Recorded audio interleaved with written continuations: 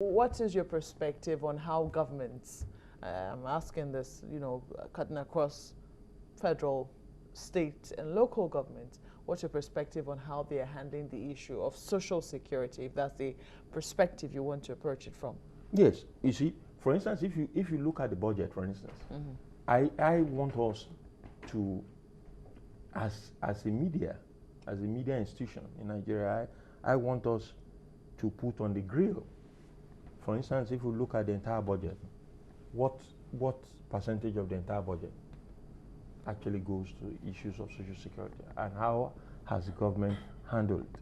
I'm saying that, for instance, in the whole of the Northeast, the fact that you have an army of people who are available to be used by insurgents, that itself is a failure of government, but a failure in the area of social security. It meant that what we ought to have done in the areas of education, in the areas of provision of jobs, in the areas of healthcare, in the areas of social enlightenment and so on. Government, the elite of those areas, or the successive governors of those areas abandoned their responsibility. That is surely a and that's what has led to what we are seeing today. That's a causative. My point saying, is, excuse me, please. Yes. That's definitely a causative factor and a yes. matter of regret. Yes. It wasn't done. It's in the past. Yes. But moving forward, how do you think that we're handling, the mistakes of the past and the situation we're faced with in present? One of the ways is that we have to learn how to manage every naira.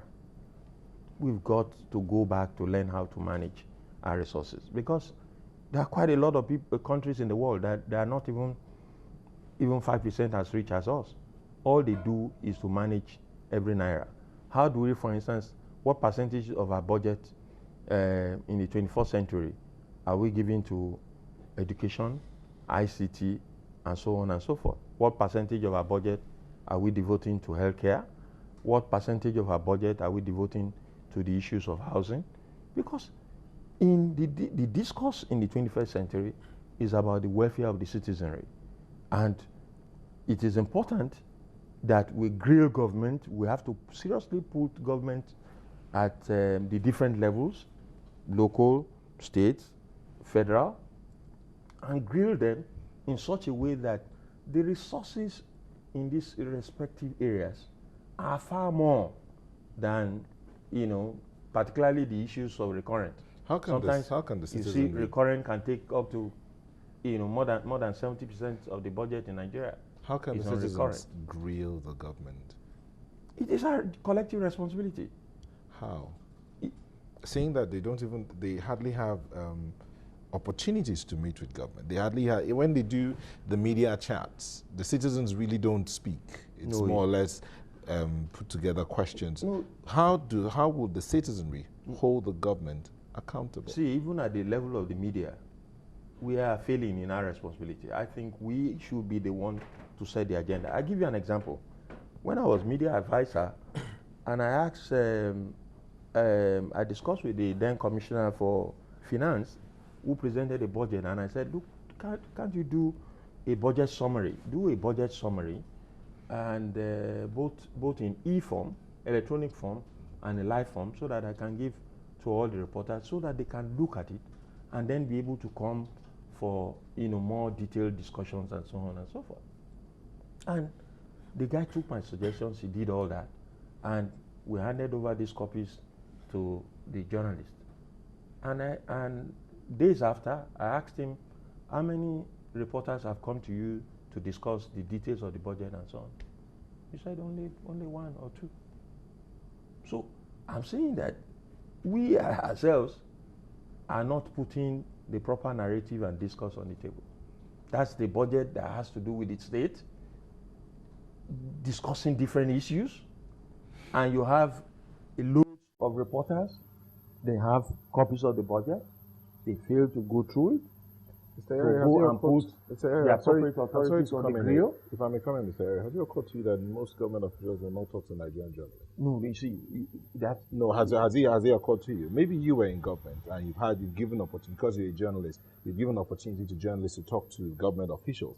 But has it occurred to you that most of these government officials would not talk to a Nigerian journalist, or rather talk to foreign No, journalists? I think it depends on the level of preparedness. The level of preparedness. Yes, because I find out that quite a lot of people are lazy. You find a reporter coming to me to say, look, what's my name? He wants to interview me, and he's saying, what's my name? If a reporter comes to me and asks me for my name, I'll send him out. You know why? In the 21st century, if you are going to talk to anybody, if I'm going to talk to anybody, that's my training. I do a complete biodata on you, a complete history, not your name, your relationship, your schools, everywhere you have gone to. Very important issues we discuss about. If there are papers you have delivered, I do a complete history. And then when I confront you, and then I come and say, look, Mr. So, at your son's birthday, this was what happened. And I tell you the time, the date, and so on. Yeah. But I find that quite a lot of people are lazy. So I'm saying that the media needs to be more prepared. The media needs to work very hard, particularly in the 21st century, where you have a lot of communication tools, you have all kinds of tools and so on. You can get something just sitting down, in your home. Well, I think people like someone like Brian Konjapa understands your point. He says, well, I think I understand his perspective. A couple of others understood your perspective.